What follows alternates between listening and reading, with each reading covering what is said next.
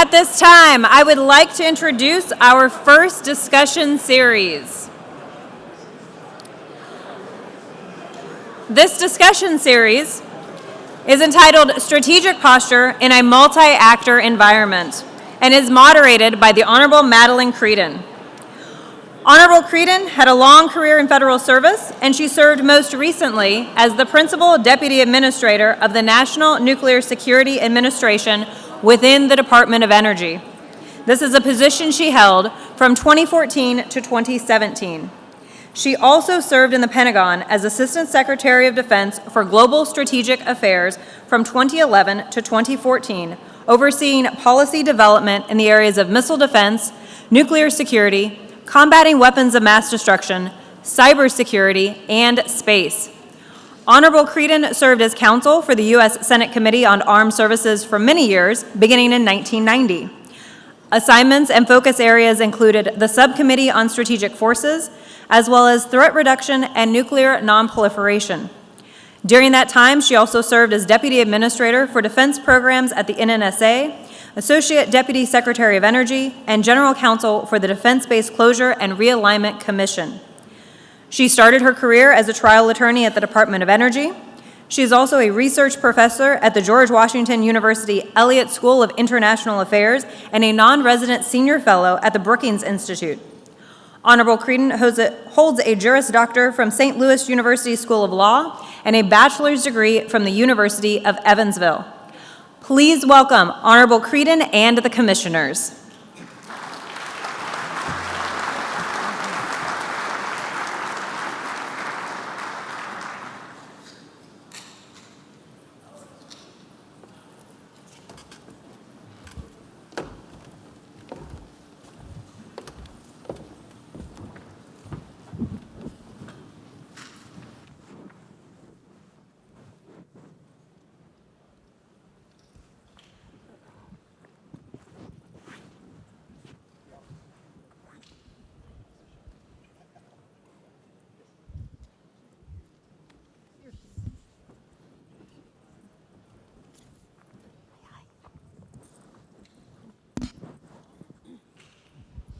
Well, thank you very much. It is definitely a pleasure to be here today. Thank you, General Cotton, for having this session. You know, it's been going on off and on for many years, but in many respects, this one is particularly relevant, given what's actually going on in the world. So I am very pleased to be joined today by a number of my colleagues from the Strategic Posture Commission. There were 12 of us, obviously. Equally appointed by Republicans and Democrats. There are 6 Republicans and 6 Democrats on the commission, or appointees by. And of course, we have 3 others of our colleagues today. You just heard from 2. And then another one of our colleagues, Frank Miller, is on a panel tomorrow. So in 2022, the NDAA, the National Defense Authorization Act, Congress figured it was time for a really serious look at the strategic posture of the United States and appointed the 12 of us to conduct a review of the strategic posture of the United States, including a strategic threat assessment, as well as a detailed review of nuclear weapons policy, strategy, and force structure, and factors affecting the strategic stability of new peer competitors of the United States and peer and near-peer competition. So it's important to note that this was supposed to be a review of the strategic posture, not the nuclear posture, but actually the overall strategic posture. So we took our charge very seriously. And again, all you have to do is look at us, and we are an extremely diverse group. And I certainly had my doubts that we would ever reach consensus in any meaningful way, but we did. And so one of the things that I have taken away from this is that with this very diverse group that was able to reach consensus, maybe there is hope. You know, maybe there's hope for Congress too, to be able to reach some consensus on some things. But it wasn't without a lot of work. We had a lot of robust discussions, and I'll just let that hang out there for a moment. We also did an awful lot of real-time editing and wordsmithing. We spent a lot of time sorting through words will, may, shall, should, might, and eventually came to a conclusion that we all agreed on, and not just all agreed on, but we really all agreed on it. It wasn't even, well, we'll settle for this. But this is a document on which we all agreed on and felt strongly about. So I, of course, was the chair. Senator John Kyle from Arizona was the vice chair. And we're the second Strategic Posture Commission. The first commission was actually in 2008, and an awful lot has changed since that time. And that more hopeful environment that commission really looked at. You know, one of the interesting things from that commission is the focus was very much on reducing the size of the global stockpiles generally, starting with the US and Russia, and reducing the saliency of nuclear weapons and finding ways to reduce tensions and improve relations with Russia. In fact, the chair of that first commission, Bill Perry, said very specifically that that commission, and I'll quote, rejected the vision of a world defined over the next decade or two by a renewal of competition for nuclear advantage among nuclear powers. So fast forward today, and it's a very different geopolitical environment. A world that not only the US did not want, but one that the Commission found that the US and its allies hadn't planned for and thus are not prepared for. But here we are. The threat is real. We can't ignore it.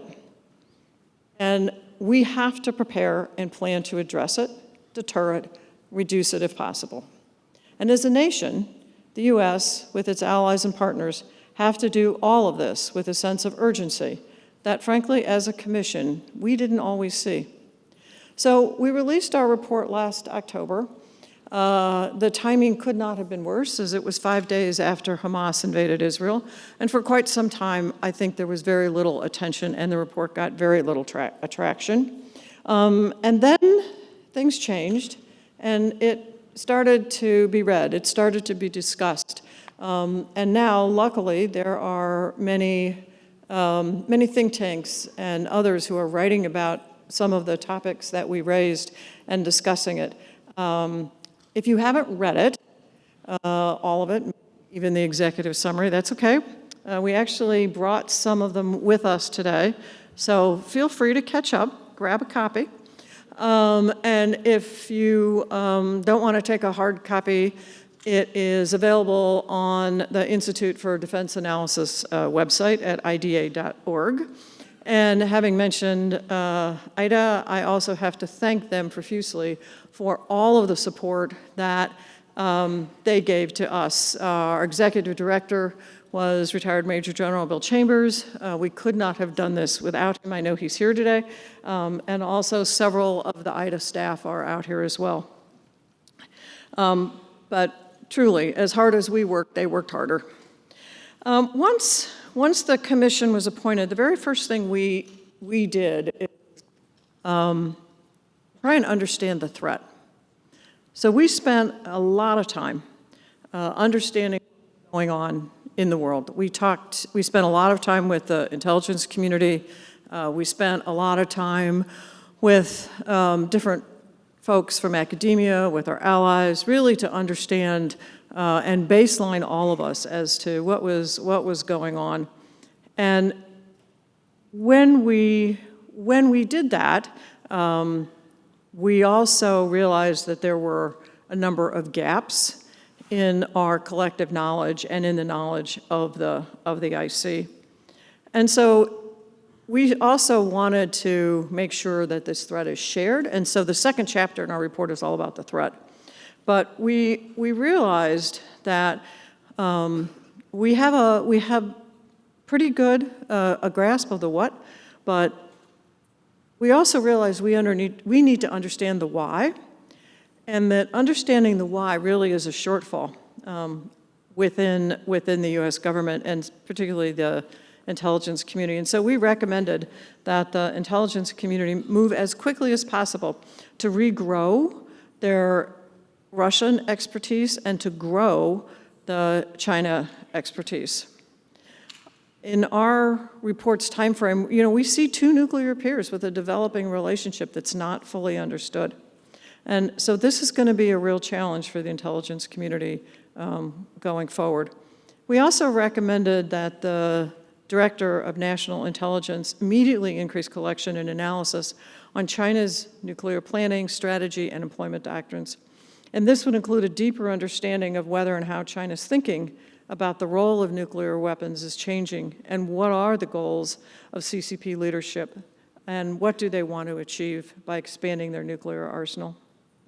And D&I should also immediately direct the development of dynamic assessments of the decision calculus of all nuclear-armed adversaries regarding the use of nuclear weapons for coercion or in conflict. So just not Russia and China, but North Korea as well as others.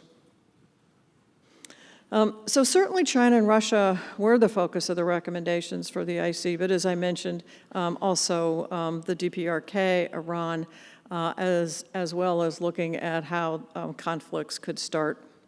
So the report is organized into 8 chapters, and I'll briefly cover the chapters here today.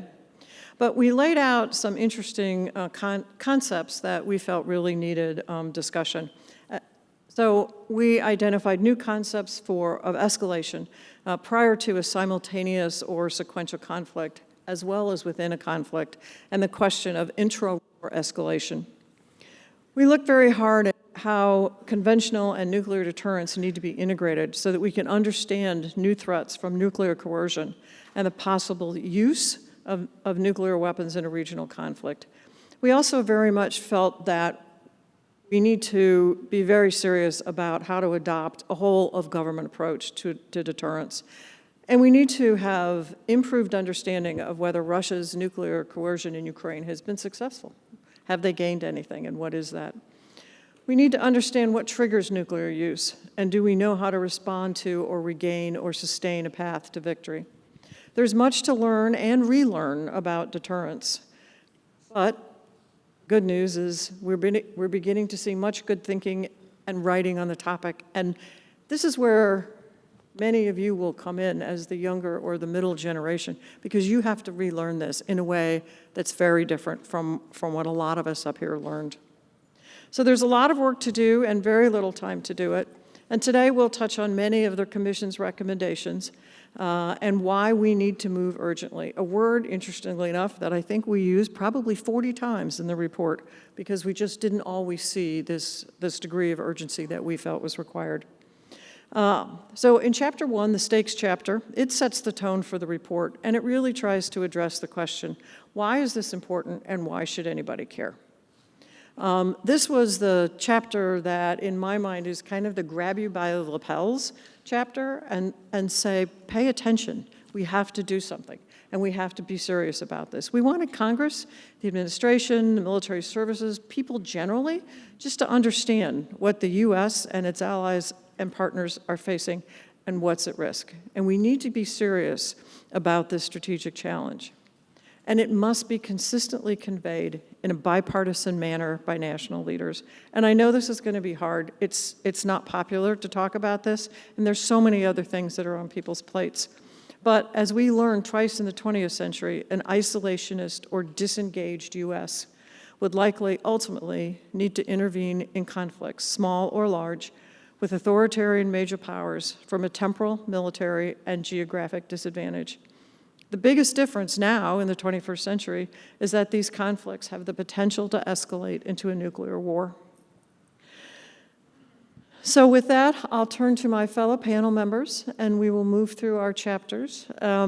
It was an absolute pleasure to work with everybody. We got to know each other quite well over the course of our almost 2 years of work. And I'm happy to report that by the end, we were not only all speaking to each other, but we also developed pretty close friendships amongst us all. So on my right is Dr. Gloria Duffy. Gloria is the president of the Commonwealth Club in San Francisco, has a long history in all of these topics, including arms control, and early in her career served in the Defense Department working on the cooperative threat reduction programs.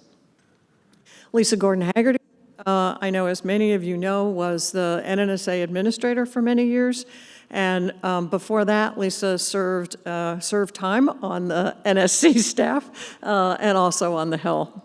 Rebeccah is a senior fellow at the Hudson Institute, and she as well spent an awful lot of time on the Hill. Rose Gottemoeller, as most of you know, it was the negotiator for the New START Treaty, was an undersecretary at State and the Assistant Secretary of State for Arms Control. And she completed her career as the Deputy Director General at NATO.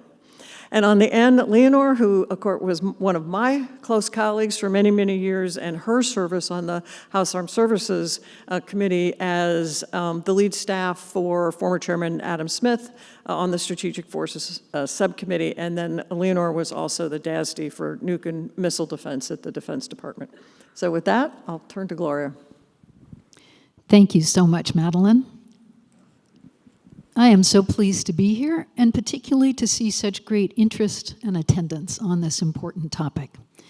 I'm also pleased to be with my fellow commissioners, who all work so hard together for a consensus under the leadership of our chair, Madelyn, who worked tirelessly to bring us to a consensus through all of the wordsmithing and all of the promoting of a common conclusion to the report. On a personal note, my career has mostly been in the field of arms control, sometimes in academia at Stanford, where I produced a textbook on arms control, sometimes in the philanthropic world at the MacArthur Foundation, where I helped create a funding program on arms control and international security. I did a book on resolving compliance disputes for arms control treaties. Taught at Stanford, was at the Arms Control Association, being editor of Arms Control Today, their publication. And most prominently in my life, I was able to be part of the Nunn-Lugar Cooperative Threat Reduction Program at the Defense Department in the 1990s. We collaborated with the former Soviet countries to get rid of 7,000 nuclear weapons on their territory. Some others I also worked with here, particularly Rose, I was at DOD. She was a colleague in the White House and led our efforts. That was a very unique opportunity we had at that time, brought about in part by the desperate situation that the former Soviet countries were in at that time, economically and otherwise. Also, the bold initiative and bipartisan initiative of Senators Nunn and Lugar. It was a brilliant idea, and of our late departed colleague Ash Carter, who I think we all miss.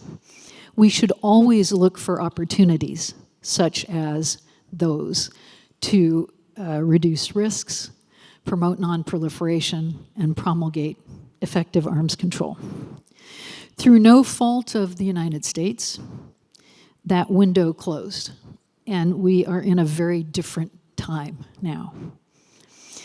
As was mentioned in the first panel, and as I think we all know, what we've seen recently is the rise of authoritarianism globally.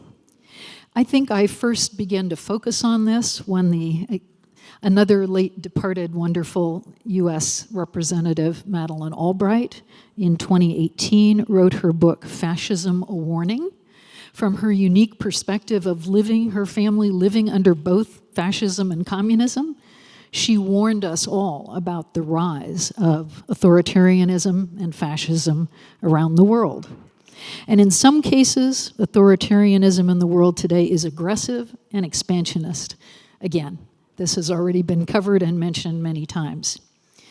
My greatest fear, as I know is the case for many of you and certainly many members of our Posture Commission, is that the military buildup and expressed intentions of some of these countries, Russia, China, North Korea, and Iraq, could not only put our homeland at risk through their own nuclear buildups and policies, or at the least deny our ability to support those worldwide upholding that law-based international system that the prior panel pointed out as being so important, with reflecting our values of human rights, free speech, free trade, free movement of people, and so on. We cannot let either of those things happen, our homeland being at risk or denying us the ability to support those as in Ukraine, who are fighting for their freedom. With that personal note, I'm going to focus on the section of our report on strategy. All of the sections of our report were divided into findings and recommendations, of which I've forgotten the total count, but 135, 185, something like that. In the area of strategy, one of our main findings was that the 6 basic tenets of our deterrence strategy are sound and still relevant and still should be in place as the core of our deterrence policy. And I'll name them briefly again. You're all experts in this area. Deter attack through assured second strike capability while respecting the law of armed conflict, not targeting populations. Tailored deterrence to the decision calculus of each adversary. With regard to Russia and China, that means based on our knowledge about them, putting their leaderships at risk. Flexible response, including sufficient conventional capabilities, extended deterrence, a declaratory policy of calculated ambiguity, and hedges against risk. And combined with those basic tenets of our deterrence policy, obviously, wherever possible, focus on arms control, risk reduction, and non-proliferation. But in the time frame we looked at in our study, which is 2027 to 35, the key difference is that the threats are greater in magnitude and different in kind from those that we have faced in the past.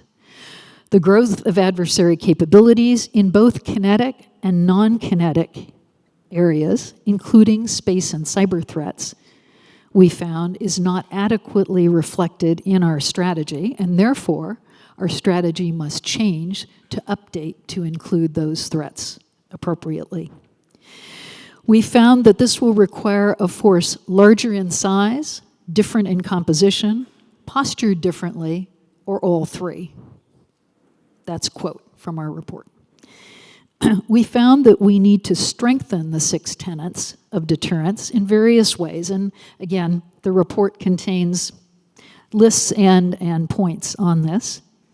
In particular, we found that to deal with threats from new weapons and new levels of weapons threatening us, we need to improve integrated air and missile defense at home and move beyond the rogue state model as the threat against which we are defending our homeland. And others will discuss this, but we should explore and focus on new technologies as ways to do that. In conclusion, we had 3 overall recommendations for change in our approach to strategy. Madelyn mentioned the whole of government approach to implement integrated deterrence. We found that that is often stated, but not effectively implemented. Second, a plan for deterrence and defeat of a possible simultaneous Russian and Chinese attack. And third, we need to reflect our strategy in our nuclear force structure. China can no longer be a lesser included threat. Our force sizing and composition must be to deter the possibility of combined aggression. Thank you very much. Thanks, Gloria. Lisa.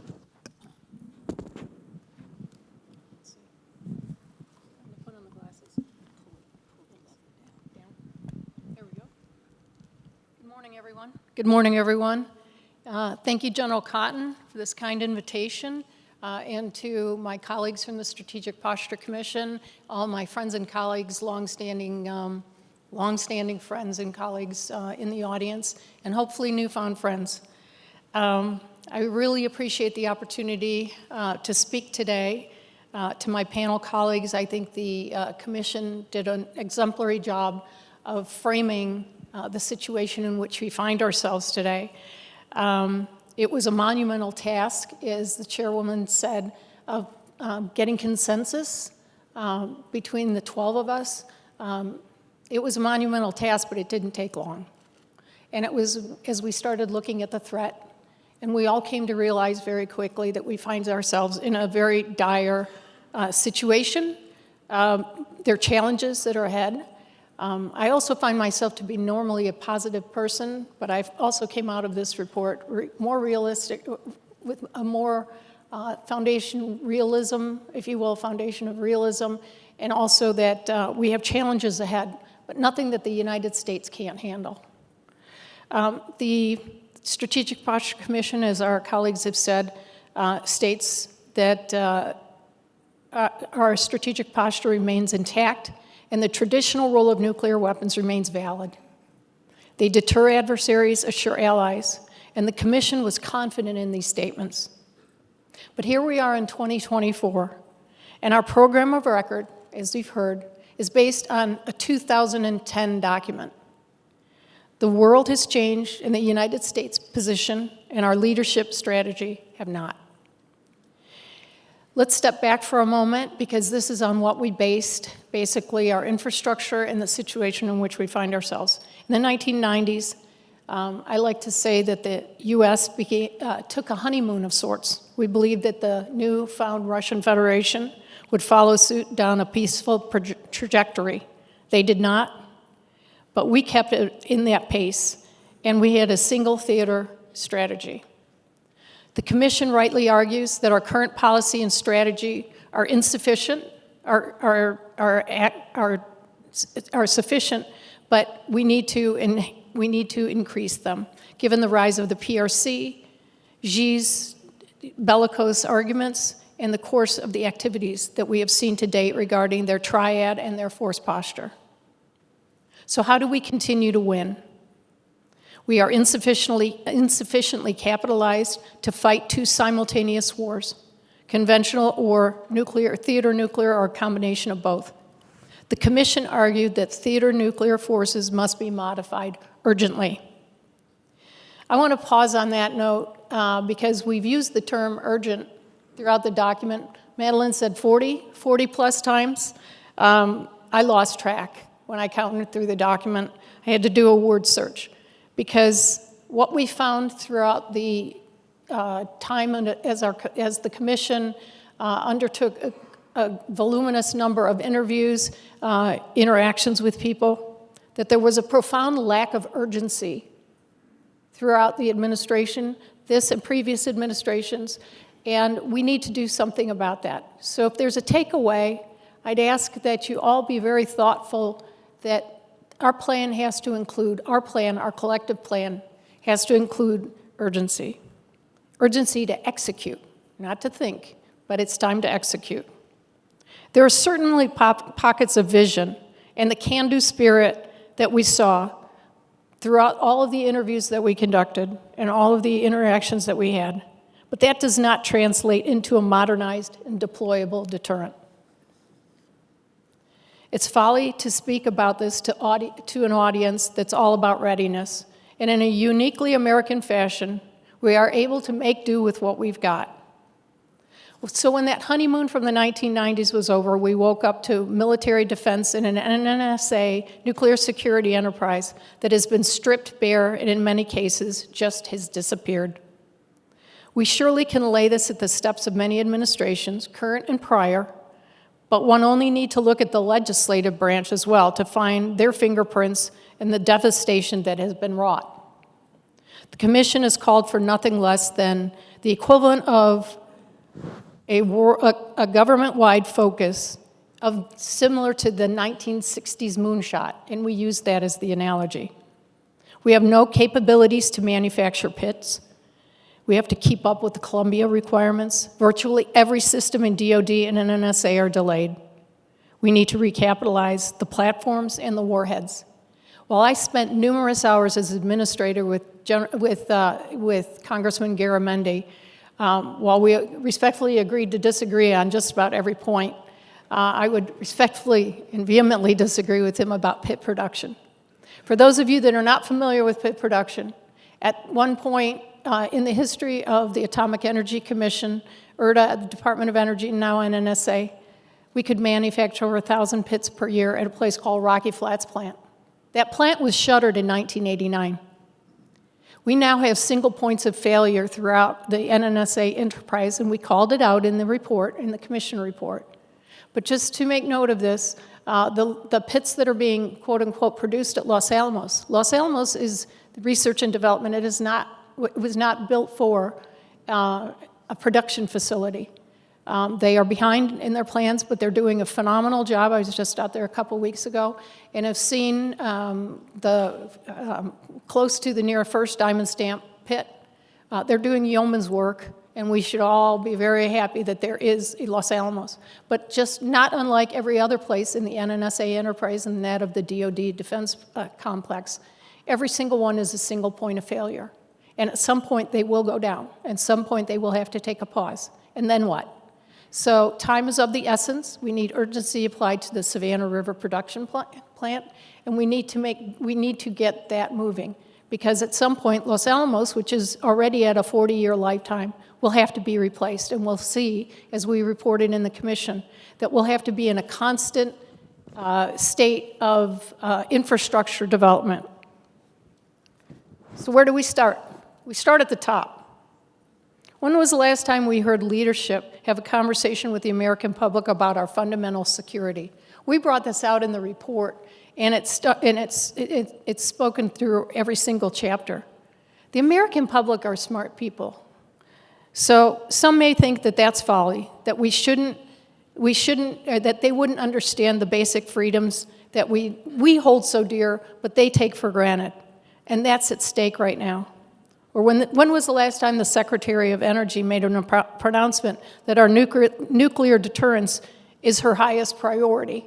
We have three leaders, the Secretary of Defense, the Secretary of Energy, and the Secretary of State, and we call them out to make sure that they understand that they have the responsibilities to support our defense establishment. We are in dire need to replace and modernize our infrastructure. It's always humorous to us, and we thought so that we don't have strategies for replacements. So again, we'll be in a constant state of modernization. Despite this, the report said that every submariner that we talked to, every NNSA technician or leader, and many of whom are in this room today, every world-class scientist and missileer expressed confidence in their job. It's the American spirit, and we saw that through and through in our commission report, but that does not translate to its outcomes. We need to modernize our thinking. DoD and NNSA have finally begun concepts using public-private partnerships. We called that also out in our infrastructure section. And we need to cut through bureaucratic red tape. The POM still exists. We are not equipped to make changes to requirements. We have allowed bureaucracy to reign supreme. The commission is confident that we can expedite warhead design and development. We can unleash the power of yes, and the leadership must take risks. The commission noted a dire situation many of us feel every day, but there are better ways. I think, again, part of my cynicism here is that we have to turn this to a glass half full. And we look to the newer leadership, we look to the younger leadership in this room to make these decisions, take risks, and we called through that. We're still operating with a 10-year-plus strategy. We have seen new evidence that we are making profound and fundamental changes. Only LEPs and sustaining the Ohio-class submarines are what we're thinking about. Studying, wishing, are not strategies. Ironically, all of these situations that we called out are the results of process and expertise of our military, our defense industrial complex, and the NNSA. We can keep a warhead in the stockpile for far longer than for which it was designed. So we are suffering now from the exquisite science and engineering we placed on our design and manufacture decades ago. But as we have seen, they eventually age out, as do we. So now, after that rosy picture that the commission had laid out, is there anything we can do? We believe our recommendations, though costly, and it will cost a lot, but it's our fundamental foundation in the freedoms that we enjoy. And how do we maintain our superiority and that a free and Western democracy and values will remain. So what are the costs? And we should ask this question. And I would also focus this question to Congressman Garamendi. What are the costs of not spending these resources to maintain our freedoms? So the commission brought out, and I hope you will recognize, that we need to have a discussion, and we should have a discussion. Not an education, but a discussion with the American public. Because we have the brain trust of 800 plus people in this room. And if not us, who? Explain that there's a threat environment, explain the threat environment to the American people. They're smart, they'll understand. The freedoms that they take for granted are perilously close to being taken away. Enlist a plan of action with a sense of urgency to execute. Our report stated that time and time again. I pray that the next generation of leaders, most of whom are in this room, will take heed and move out, around, and under and over bureaucracy and execute the plan. The commission worked very, very hard, I will say. My colleagues were incredibly profound in their thinking strategy with the likes of John Hyten, John Kyle, my panel and colleagues that are in the audience. We really took a focus on the 27 to 35, but the time is now to make the transition, to do the things. So we've given you an opportunity for a roadmap. Some of you may or may not like it. Some of you may think we've gone too far. Some of you think we might not have gone far enough. But we think we've got the makings of a great roadmap for the United States and our allies to project our power, to continue to have a peaceful and prosperous world now and in the future. So thank you for your time. Thanks, Lisa. Rebeccah. Sure. Well, it's a privilege to be here with all of you. And I know many of you who are here actually participated in briefing us, the commissioners, and so I'm incredibly grateful for the expertise that's here in this room. I'm going to dig right into my section, which is I've been asked by Madelyn to talk about conventional. And so I'm going to just tick through some of the highlights so that we can move on and then get into the discussion part of this panel. We've heard many times already this morning that I thought that the first panel was really wonderful too, or maybe it was the second one, on talking about the international rules-based order. I'm going to put a little bit of meat on that. What we mean by that is that our alliance architectures in Europe and Asia are military centers of gravity. That's on page 27 of our report. So just to conceptualize that a little bit for us to make it more concrete. This is not merely an advantage that the United States has over our adversaries, though it is our military center of gravity. We call it that, referencing several chairmen of the Joint Chiefs of Staff have made that point. And so it's not tangential to American interests, it is the whole ballgame. That's what we mean when we say the US-led order, is we're talking about the credibility of those alliance architectures in Europe and Asia. And so then the flip side of that coin is that destroying those or weakening them or undermining the credibility of the United States' extended deterrent and assurance is that the enemy theory of victory is to undermine those alliances. So that is the task we have before us. Madelyn, I think, did a great job outlining how we thought about the report. So a lot of these government documents will get right into the threat. And then people like to say this is a threat-based analysis. And that's what our report is. But before we got to the threat, we did really want to outline what was at stake. So a threat to what? And that's what the stakes piece is. And so I would commend that to you to take a look at that and really digest that, because I think it really makes our arguments more compelling as to why what we recommend is not only necessary, it's important that we go fast, but it is completely affordable. In fact, the United States of America can't afford not to do this. And so this is the America's Strategic Posture Commission report. It's not nuclear. And so we also have the conventional, the non-nuclear aspect of the American strategic deterrent. One of the things we point out is that if the United States, first, that we have to move from a one war construct in our strategy to two because of those first premises that I just outlined, our U.S.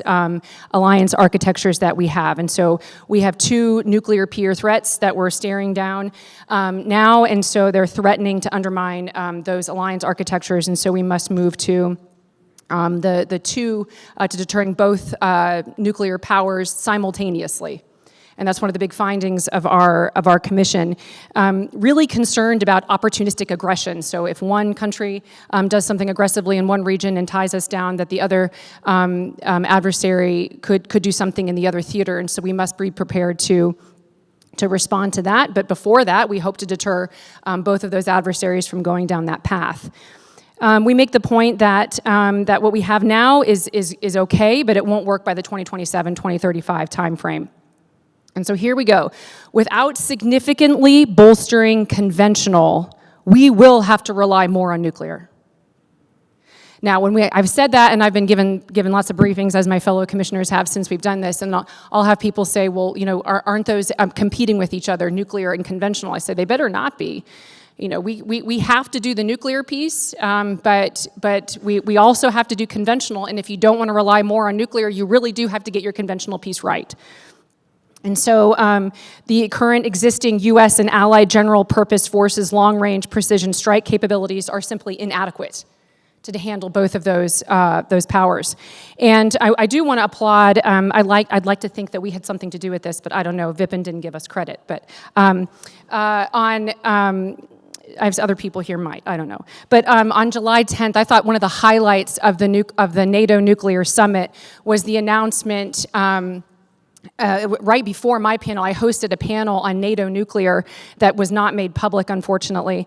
But on that panel, Austin Long with the Joint Staff explained more about the announcement that the United States will begin episodic deployments of long-range fires capabilities of its multi-domain task force in Germany in 2026 as part of planning for enduring stationing of these capabilities in the future. When fully developed, these conventional long-range fire units will include SM-6, Tomahawk, and developmental hypersonic weapons, which have significantly longer range than current land-based fires in Europe. When that announcement was made, even on my panel, there was a NATO representative there who said, look, this is something that all NATO countries need to understand, that we need to embrace and that we need to be prepared for. Want to make a note that it was only because the previous administration, the Trump administration, withdrew from the INF treaty because of Russian violations that the United States now has the ability to do this. And that should serve as obviously a warning to Russia and to China that there are consequences for their acts, their actions, but also look how far we've come as a country.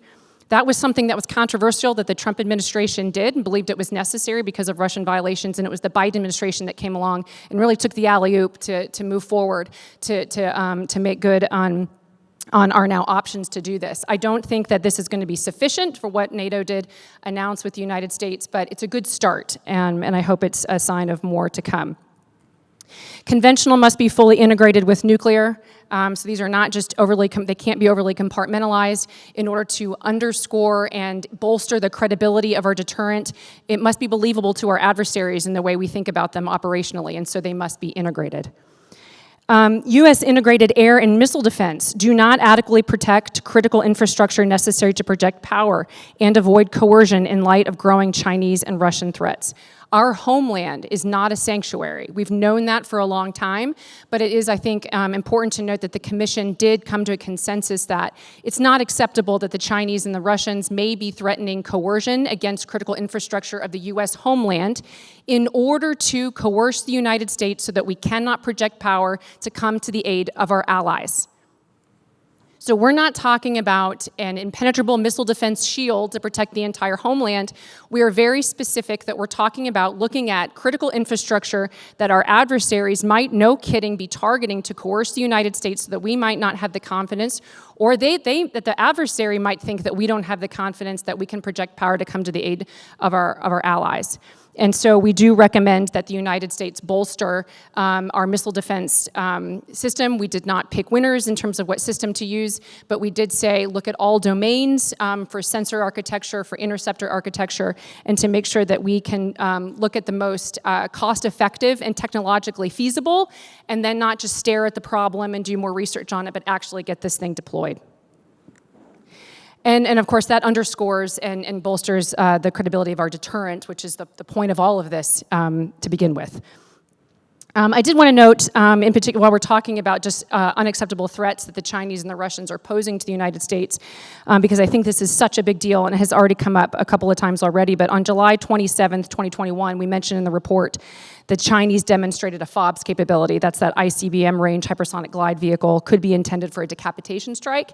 I would just submit to you that this should be unacceptable to the United States of America. And so to the extent that folks who want to do something on arms control or reestablishing norms, et cetera, this is a great thing to devote their time and attention to make sure that we put pressure on the Chinese that they no longer test anything of the sort of the FOBS capability. And then last, I just want to say that in this conventional section, we did call out and mention in particular just the enduring importance that space remains safe for the United States. The United States is completely reliant, I mean, you all know this so much, but is completely reliant on our space assets, and our adversaries are contesting the United States in space constantly. And so the United States needs to make sure that we have a means to be able to not only protect and have a resilient space architecture, but that we also are thinking about how are we going to actually operate in space to deter and respond to adversaries who are threatening and contesting the United States. So I will stop there and turn it over to Rose. Thanks, Rebeccah. Very good. Very good. Thank you so much. Thank you, all of my colleagues. But Rebeccah really set the stage for what I wanted to say. Madelyn asked me to speak about the NATO allies and our allies in Asia as well.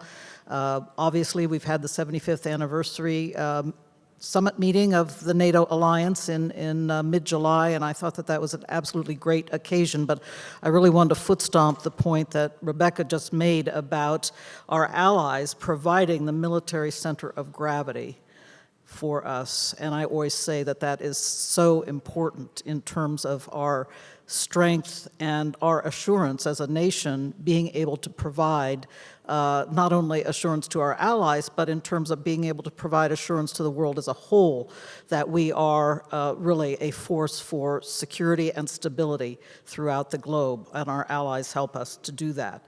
But I wanted to actually put down what I think is a good news message, and that is, to me, the NATO summit meeting in Washington highlighted that NATO is ahead of the goals that we have laid out in the SPC report to modernize our nuclear deterrent.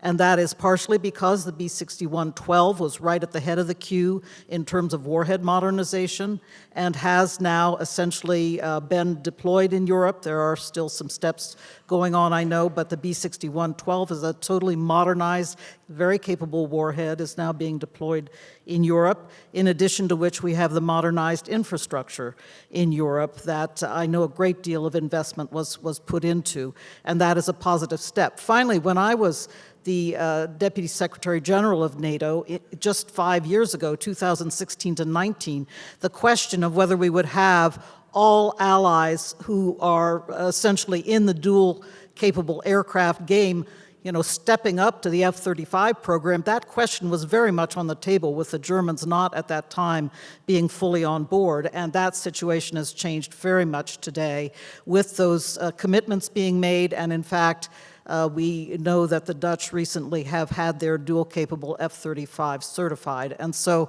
I wanted to start out with a message that as far as extended deterrence in Europe and with our NATO allies is concerned, that we have managed, I think, to proceed far along the path of modernization, and that is essentially a good news message. In addition to which, we are seeing now deeper and more sophisticated planning processes going on in NATO. And again, Vipin Narang, in his remarks on August 1st, he didn't really get into it this morning, but in his remarks at CSIS on August 1st, talked about the intensity of the planning processes in NATO nowadays. We have Finland and Sweden. I know they're represented here at this meeting as our newest allies. They are deeply in the consultative planning process as well, and willing to help support the nuclear deterrence mission. So I think that is a healthy development overall, that deeper, more sophisticated planning process, which is now extending also to our allies in NATO, in Asia. And the nuclear consultations we are having with them, I think, are at a different stage. This nuclear consultative group in the U.S. ROK world that was started in April of 2023, it took a step forward again at the NATO summit because the Asian allies were all represented at the NATO summit at the leadership level. That was excellent. And at that point, some important implementation steps were taken in this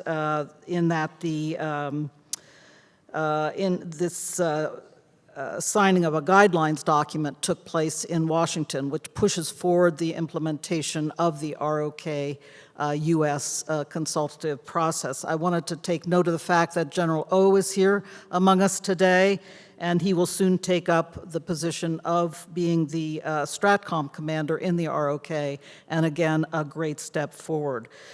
Finally, with regard to the allies, this trilateral cooperation in Asia among the ROK, Japan, and the United States has also taken a great step forward, I think, just in the last year. And again, just 5 years ago, I had significant doubts about the ability to engage deeply among the three of us, Seoul, Washington, and Tokyo, in order to carry forward trilateral consultation, but that seems to be on the right track as well. I feel a bit uncharacteristic this morning. We've had a lot of doom and gloom, but I do want to say I think that in terms of our relationship on extended deterrence with our allies both in Asia and in Europe, that we are taking some remarkable steps forward. I think those of you who have been involved in it should feel good about it, but I think obviously this is just part of the steps along the road that we need to continue at a high level of intensity because of all of the threats that are out there and we've been talking about repeatedly this morning. Now, to move on to my second point, the allies are also very focused on what can be done in the arms control and risk reduction world. They recognize that these are bad times with Russia, with China, with the DPRK, and they don't want to lose sight, nevertheless, of the necessity of looking at possibilities for the future. And here I'd like to foot stomp with what my colleague Marshall Billingsley said this morning in talking about the V Fund. V Fund is one of my favorite things, Marshall, and I agree with you that it doesn't get enough attention, but it is a great way to continue thinking about possibilities for the future and what the technological challenges are in terms of monitoring and verification of further arms control efforts, should we be able to get to them in the future. But I'd like to make a point about that future based on what we said in the SPC report about the program of record. Yes, we said the program of record is necessary, but not sufficient. But we also emphasized that it should not be reopened to pile on new requirements. We were concerned that the necessary modernization would not occur if too many new requirements were poured onto a reopened program of record. So, and again, that's a point that Vipin Narang made this morning, that we don't want to see those programs of record modernization sliding too far to the right. We're already in danger of that at this moment. But what does that mean for the arms control arena? It means that the program of record completion is slated for the 2035 period into the 2040s, and even for the SSBNs, for the boomers, into the mid-2040s. Therefore, I would argue that we have a window of opportunity open at this moment for trying to get the Russian Federation to come back to the table and to get the PRC and the DPRK to come to the table. And we need to keep our eye on the necessity of trying to keep making the case to them that it is in their interest to be working to control and limit these systems rather than embarking on a major new arms race. I'm not going to engage the question we've already wrestled with today, are we in the midst of it or not? I happen to believe that we have a window of opportunity for continuing to try to work the statecraft here.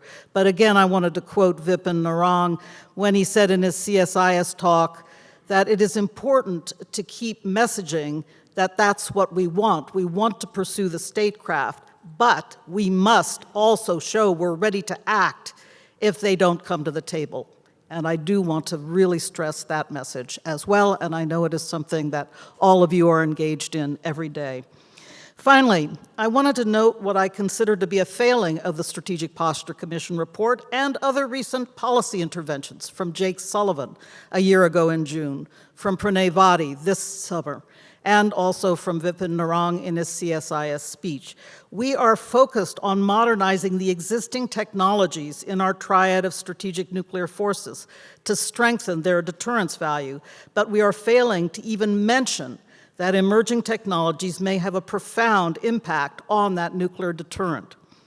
I have long been concerned that more ubiquitous remote sensing in multiple spectra combined with effective big data analysis techniques will make it hard to sustain the viability of second strike retaliatory forces. They may become targetable.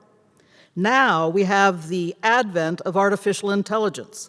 We all keep repeating that we must maintain a human in the loop for NC3 nuclear decision-making. Fair enough.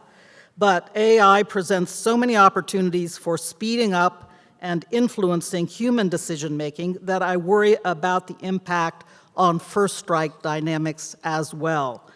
Therefore, I think we must ask ourselves the question, will both first strike stability and second strike retaliation become questionable in a world dominated by these technologies? We will need more attention to these questions. And I've been speaking today around the conference. I know there are many people here at STRATCOM, and I take my hat off to you, General Cotton. You are very seized of these issues, I know. But I think for all of us, it's incumbent on us not simply to ignore or shelve these questions, but try to incorporate them into our debates and discussions that are going on right now. So thank you very much for your attention, and I look forward to hearing from Leonor. Thanks, Rose. Leonor. Thank you so much. Thank you, Rose. And just want to reiterate our thanks to General Cotton for convening this year's symposium, and the theme of this year being strategic deterrence amidst global transformation. Thank you. It's especially important because we need forward-looking deterrence that adapts to new threats and integrates new concepts and thought leadership and new capabilities, including private sector innovation. And I'm especially proud to have served on the Strategic Posture Commission, which I'll note was made up of 50% women appointed from both sides of the political aisle. And it is a time of global transformation. We've talked about the changing and increasing threats, China and Russia increasing reliance and focus on nuclear weapons, increasing the numbers of nuclear weapons. But it also includes, as we've mentioned, new domains, cyber and space becoming warfighting domains, and the uncertainty about the future of arms control. And all of those are significantly increasing the threats going forward and the outlook for 2027 to 2035, which the Commission was focused on. So I wanted to talk about risk reduction and that focus of the report. The Commission found that it's of paramount importance, especially in the context of these new threats, that the United States work to reduce strategic risks. And why is risk reduction important? Deterrence is about threatening an adversary. If they don't understand our signals, our capabilities, our intentions, then deterrence will be ineffective. Thus, making sufficient threats to deter our adversary remains important, but it also means not unintentionally over-threatening our adversaries, which could lead to an unintended nuclear war or escalation to nuclear war. And risk reduction matters in both these cases. So what did we mean by risk reduction? The Commission strongly supported continued efforts on nuclear nonproliferation, our commitment to the Non-Proliferation Treaty, and it also supported arms control. And arms control is not something you do with your friends. Arms control is what you do with somebody that you're intending to kill, as a way of moderating risks that are unacceptable to both sides, to avoid arms races that would be costly and dangerous. And we talked a little bit about this morning about Russia cheating on nearly every arms control agreement. Yes, adversaries are going to cheat. They may not come or implement treaties in good faith, but that's why we need verification and accountability. And so a couple of examples of progress or new ideas for arms control that the Commission put forward was proposing, the recommendation was to urgently propose a global ban in the testing and deployment of fractional orbital bombardment systems because they undermine strategic stability, they reduce warning time, they enable leadership decapitation, and are highly destabilizing in a crisis or a conflict. But the Commission also recognized that the prospects currently for continued arms control might be dim, so that the United States must prepare for a future with or without arms control. So beyond arms control, we need to interpret and support nuclear risk reduction in other ways. And here were some of the examples: supporting multilateral treaties, military-to-military dialogue, which will be increasingly important as an additional channel of potential communication with our adversaries, data exchanges, and working with our allies to reduce these risks and share data for improved situational awareness, working on track 1.5 and track 2 dialogues, if those can be pursued, and offer, again, another alternative forum for discussing potential risks and potential solutions with our adversaries. Continuing investments in R&D of technology in support of new verification, which we've mentioned, and NNSA in the labs, and the private sector should be included in these important efforts as well. Techniques for higher confidence assessments, and finding ways to address the threat of novel biological weapons, which we recognize is going to continue to be a growing threat. And so beyond talking about risk reduction in the context of reducing risks, alternatives to arms control, I wanted to foot stomp the Commission and the report's focus on resilience and innovation. Global transformation is not only about geopolitical transformation and the worsening of the security environment. It's about new capabilities and innovation. And I think this was an optimistic piece of the report that's important. And it's in this context that I wanted to frame risk reduction. The best way to prevent nuclear war with Russia and China is to prevent and deter conventional war with our adversaries because of the risk of escalation of nuclear use in a direct confrontation. So this means increasing our conventional capabilities, as Rebeccah mentioned. But it means also investing in resilient capabilities across all domains. We need to increase resilience in our architectures to increase strategic stability. Our new threats to our strategic communications capabilities, to NC3, to missile warning capabilities. And we need to deploy a more resilient space architecture and adopt a strategy that includes both offensive and defensive elements. And for example, the Space Development Agency and the Space Force are looking at leveraging proliferated LEO constellations to increase our resilience. We need to also apply the disaggregation and resilience to the new enhanced strategic systems that will follow AEHF. And we need to also prioritize the survivability of nuclear platforms, and that's why the Commission recommended that we pursue the feasibility of road mobile ICBMs. Again, looking at how do we reduce the risk of use or lose weapons and increase decision time for the President. Risk reduction also means more transparency to avoid surprises and miscalculations, so sharing more data, as I mentioned, using commercial imagery, as has been proven in the war in Ukraine, and using emerging tech for verification. And And this focus on innovation, and I'd specifically recommend looking at pages 71 and 72 of the report, is particularly important to understand the impact and opportunities for deterrence. This means partnering with the private sector, as many of the technological development and initiatives are created and developed outside of the US government. And we had a good quote by Eric Schmidt, whom we met with during our commission fact-finding proceedings. And he said, the United States must innovate in peacetime faster than ever before, and by failing to do so, it's eroding its capability to deter, and if necessary, to fight and win the next war. And so related to the need to reach out to private industry and leverage the US unique ability to innovate, we focused on the importance of agile acquisition and speeding up our acquisition processes.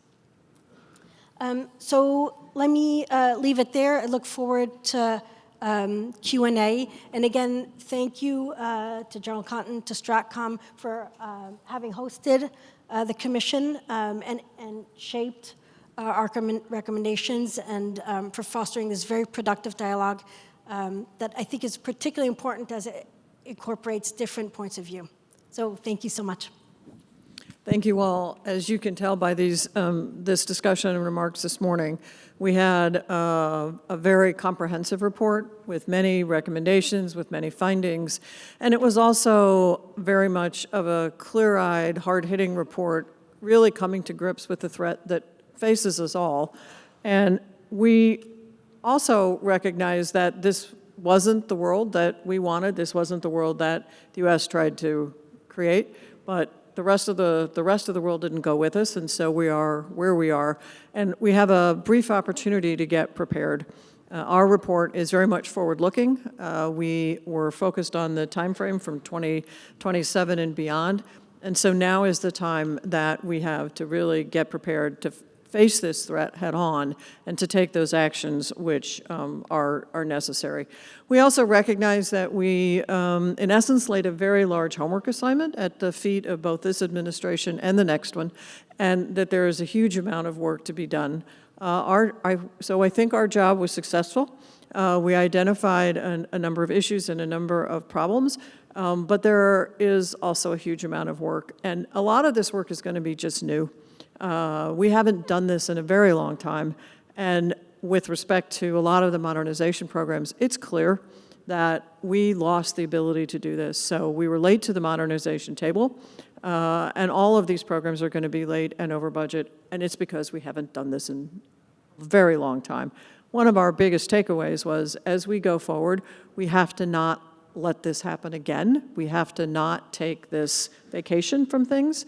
And we have to not lose our capabilities and abilities that we have now discovered that we have lost. We have a lot of questions, and I know we don't have time for them all, but a couple of them I'll just tackle here. So this is a good one. We wrestled with this topic a lot.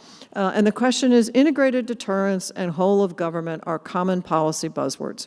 What is your definition of these terms, and are we implementing them? So the easy answer to that is no, we're not.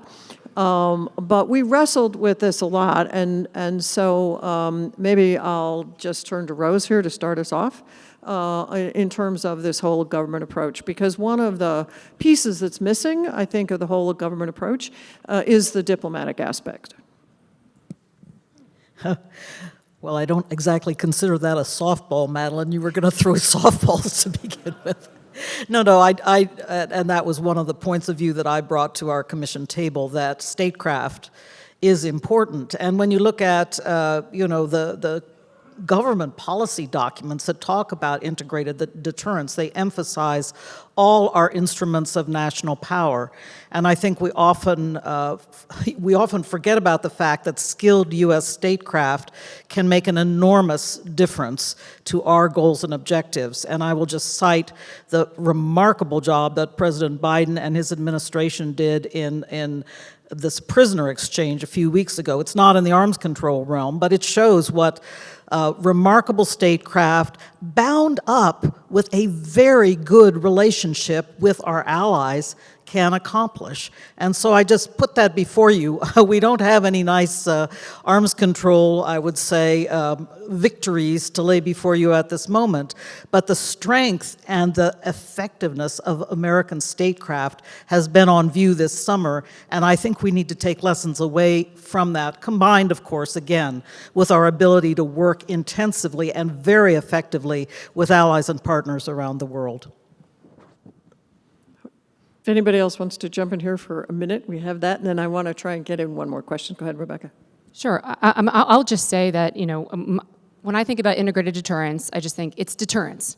Deterrence is credibly convincing the adversary that whatever act of aggression against U.S. interest he hopes to take will not result in the outcome he seeks, that the United States can credibly impose a cost on him such that he will regret taking that action, and that we want to convince him of that before he does it, constantly getting into his head so that he constantly makes the conclusion that today is not the day that I'm going to step down that path of an act of aggression against the United States of America. If you want to call it integrated deterrence because you want to use all aspects of national power to do that, to steer the adversary towards that, that's great. But if your definition of integrated deterrence means that we're no longer going to use what has been tried and true, which is the credible threat of force, then I think that you're going to have an outcome that does not actually successfully, credibly deter the adversary. Good, Gloria. Real quickly, we did look at this question of new technologies, and for deterrence to work in the current environment, we need to address any theories of victory that adversaries may have, which may include the so-called non-kinetic approaches, such as cyber attacks. We did find that cyber defense and cybersecurity was not well enough integrated into our deterrent strategy. So that area in particular, what new images of victory may adversaries have, and how should we be focusing on those in our deterrent strategy, in our procurement, in our policies, was definitely a concern. Thanks. One of the other questions in here we haven't really touched on yet, and that's the importance of people. And so one of these questions is, how do we deal with recruiting shortfalls?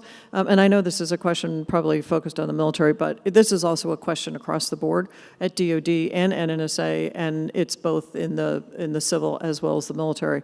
I know this was something that Lisa worked on a lot when she was administrator at the NNSA, because this is a challenge that has faced us all. So Lisa, if you want to make a few comments about the importance of people and recruitment. Sure, thank you, Madelyn. And again, people are at the crux of everything we do. So while we can have the best, most modernized deterrent, the best, most modernized infrastructure, it's nothing without our people. We have worked across the boards, both in the civilian and military infrastructure, to see what we can do to build and enhance the current workforce. But we need to find different ways and continue to find different ways of growing the next generation of scientists, engineers. Don't forget the technicians. We need a whole lot of electricians and plumbers and steel workers. So we've got a lot of work to do. I think there's been a great focus both in the defense side as well as the NNSA side to work with local community colleges, with labor force to recruit and retain and invest in the next generation of our workforce. There's still a lot more work to be done. In fact, we're seeing quite an increase in retirement work in the retirement age of the workforce. So we need to get ahead of it now. There's also one other thing that's very important, and it's not just bringing on the next generation of our workforce, whether, again, it's in science and engineering, in the uniformed military, but it's making sure that we have that transition piece so that we're transmitting the information of the old, so we're not repeating history again. And so one of the things that we really need to do is ensure that there's a mentor-mentee program out there, whether that's in in the science and engineering or in the uniformed military. So there's been a great deal of work in that. Much more needs to be done. We'd look to for example, the executive branch, the Secretary of Labor, and other places where we can, Department of Education, where we can institutionalize programs. So for the existing and for the future workforce. We also have to find ways we found of incentivizing the workforce. It's uniquely American where people find that they're dedicated to working for the greater good, and in this case, in the national security space. But we also have to find incentivization to keep them. It takes a lot for someone to get a security clearance. Fortunately, we've been able to tighten that time frame, but you're talking about 6 to 9 months, so you're asking for people to come in to explain where they've been, where they've lived, doing all the things they need to get a clearance so that they can go behind the fence and they can work these programs. A lot of people have opportunities out in the private sector where they don't have to go through that. So we need to incentivize people and to remind them of what the work is and how it supports our national security of our United States. Thanks. So our time has come to an end, and we'll close. I know that we have a lot of questions, but hunt us down and ask the questions offline, and pick up your copies of our report. Thanks.